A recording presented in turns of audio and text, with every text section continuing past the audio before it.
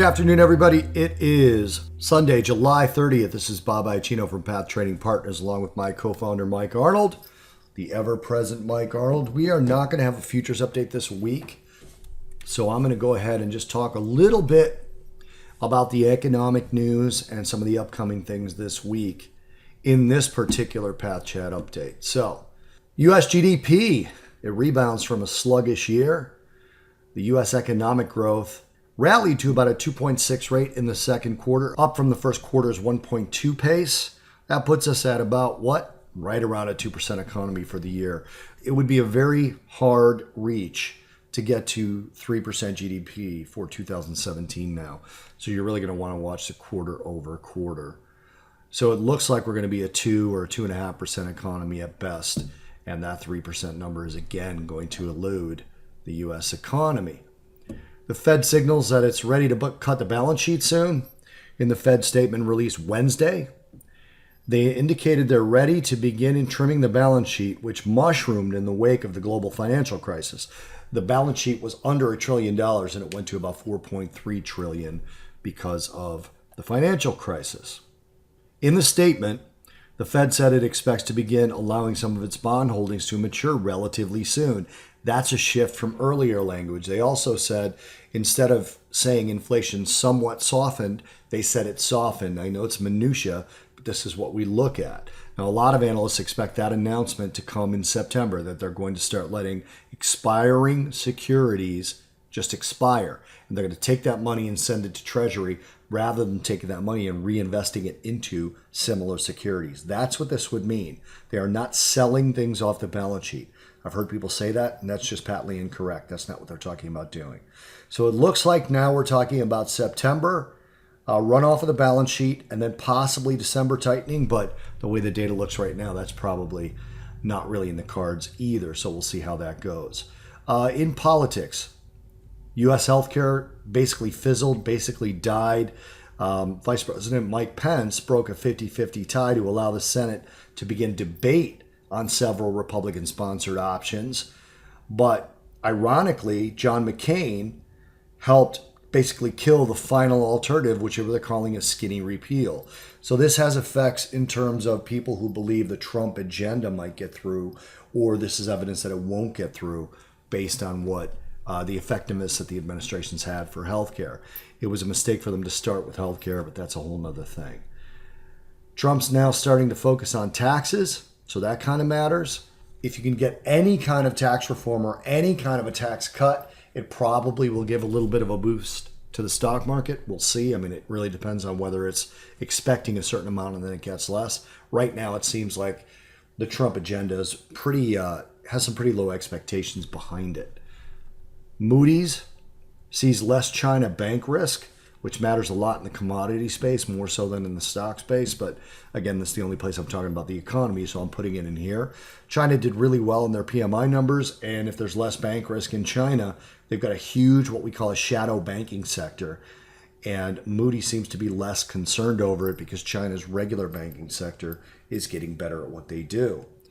And then Greece returned to the bond market, basically after a 3-year hiatus. They issued sovereign debt at about 4.65%. That's a little higher than some recently yielding corporate debt, but that really just kind of expresses the political instability in a place like Greece. We had a huge earnings week. We had about 180 S&P companies, about 13 Dow companies. We're now at a very reasonable level of earnings that have been released. So as of Friday, with 57% of the companies in the S&P reporting actual results for the second quarter, 73% have beat the mean EPS estimate and 73% have beat the mean sales estimate. The blended earnings growth rate so far, again, 57% of the companies, is 9.1%. 10 sectors are reporting earnings growth for the quarter, led by energies. On June 30th, the average earnings estimate, or the mean earnings growth estimate, was 6.5%. 10 sectors have higher growth rates today compared to June 30th. And for the third quarter of 2017, 28 of these companies that have reported so far have issued negative EPS guidance, and 26 have issued positive EPS guidance. The forward 12-month PE ratio for the S&P 500 right now is 17.7%. That PE ratio is above the 5-year average, which is 15.4%, and the 10-year average, which is 14%. Just a little bit of an earnings scorecard there. Baker Hughes rig counts. Oil rig count climbed by 2 to 766 this week. Oil rigs fell by 1 last week from 765 to 764. So we're back in a little bit of a rally mode. But again, I mean, 1 rig, that's like nothing. You look over the last 2 weeks and it's essentially unchanged, up 1 rig over the last 3 weeks. So that's really not enough. Crude oil's been rallying, got up above 49. So it had a really strong week, strongest week in a while, up over 8% on the week. So let's go into a little bit of the economic calendar and see what's going to matter for this week. I'm going to change it up a little bit, make it a lot quicker because this is on the stock path chat now, the weekend update for stocks as opposed to futures. So I want to get through the data a lot quicker and get to Mike's analysis of the trades that actually either got stopped out, went to target, or what have you. So let me go to that right now. We're going to just do the really high value stuff, one of which is happening tonight at 8 p.m. Central Time. We've got Chinese manufacturing PMI. That will absolutely matter. The forecast is 51.5. Previous was 51.7. So that will be an important number for copper, the yen, the Aussie in terms of the FX markets, and it will reflect on the U.S. markets if the Chinese market starts to fall when that number comes out. Let's go to Monday. Only 3 high-value economic targets on Monday, 4 a.m. Central Time. We've got Eurozone Consumer Price Index estimate year over year and seasonally adjusted year over year. The year over year is expected to be up 1.3%. That would be unchanged from last. And the core year over year price adjusted is expected to be up 1.1 versus 1.1 last. Then at 30 minutes to midnight, we've got the Australian Reserve Bank rate decision. They're expected to leave rates unchanged at 1.5%. Moving on to Tuesday, August 1st. So it's the first week of August, so you all know what's coming on Friday, but I'll talk about it as soon as I get through this. 2:55 a.m., we've got German unemployment change and the German unemployment rate. They're expected to reduce their payrolls by 5,000 jobs, and the rate is expected to come in unchanged at 5.7%. 4 a.m., Eurozone gross domestic product year over year for the second quarter, expected to come in at 2.1% versus 1.9 last. 7:30 Central Time, Tuesday, August 1st. Personal consumption expenditure core year over year, expected to be up 1.4%. 8:30 Chicago time. In Canada, we've got the manufacturing PMI for July. No estimate on that. That's the one produced by market, not by the government. And then 9 a.m. Central Time, U.S. ISM manufacturing for July and the employment figure for July. Manufacturing is expected to be 56.4 versus 57.8 last. The employment ISM is supposed to be 56.1 versus 57.2 last. Wednesday, August 2nd. Nothing on the high value. So Wednesday is going to be a pretty slow day data-wise. Let's jump over to Thursday, August 3rd. 6 a.m., we've got the UK Bank of England rate decision and their asset purchase target. Nothing is expected to change. However, the market has been expecting the UK to be a lot more hawkish, so we'll be looking at that statement pretty tightly. That comes out at 6 a.m. as well. They're going to put it out with their inflation report. Then at 9 a.m., ISM Services Non-Manufacturing Composite for July in the U.S., 56.9 versus 57.4 last. The expectation is 56.9 versus 57.4 last.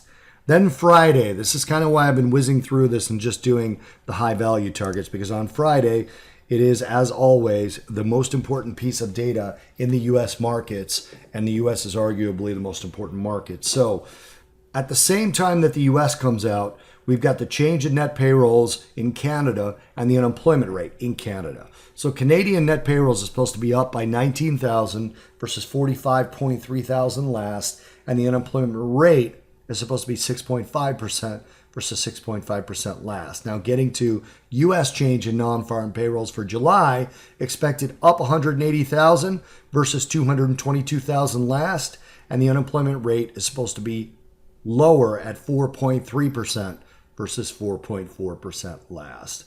That's all I have for you guys. Let me turn it over to Mike to let you know what he is seeing on the charts. And again, this is going to be stocks. He's just going to go over a couple of the stocks that have some changes. A Walmart trade that we talked about in the Money Path podcast, which you should be listening to, and covering the FANG stocks like he always does. Mike, it's all yours. Thank you very much, Bob. So quick stock update, and we're going to include Walmart, which we talked about on the podcast, and a bunch of the FANG stocks. But before we get to those, some we've been following for a while. NRG hit its profit target, so that is fully done. Full profit target on that. And FCX hit its reduced stop. We reduced our stop and it finally hit it on this week. So that is also done.